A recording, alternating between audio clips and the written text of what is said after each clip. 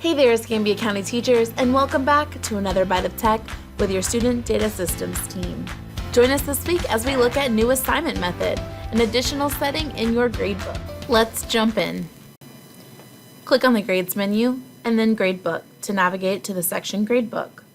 Click on Settings in the top right corner and then select the Configuration tab at the bottom. Next, we're looking for a new assignment method with the options you see here.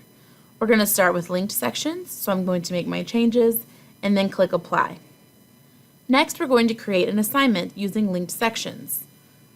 All details you put in here, such as title, points, all your dates, and your descriptions, will be linked across the sections you select here in this drop-down. Details edited in one assignment will be pushed out to each section.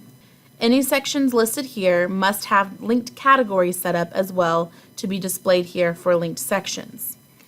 If you have a student rostered in more than one linked section, the grade given for the assignment will span all sections. The next assignment method we have is copy, so we'll make that selection and then click Apply, and we're going to create a new assignment to see those changes. Here you'll now see where it says copy to sections instead of link to sections.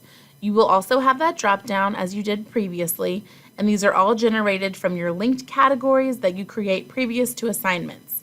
Here, the assignment details will still appear, however, any edits made will need to be made in individual sections. Next, we have Select Each Time, which can be used on a case-by-case basis. When we create a new assignment, you'll see that you have both linked and copy as options here. If you'd prefer to use linked sections for this particular assignment, select those there.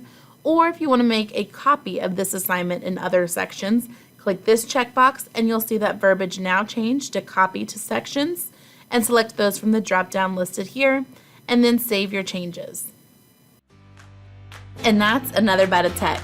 Thanks for watching. Check out the additional videos listed here, and open the description below for more resources and a comment card for future video requests. Before you leave, hit that subscribe button so you don't miss our new videos every Tuesday.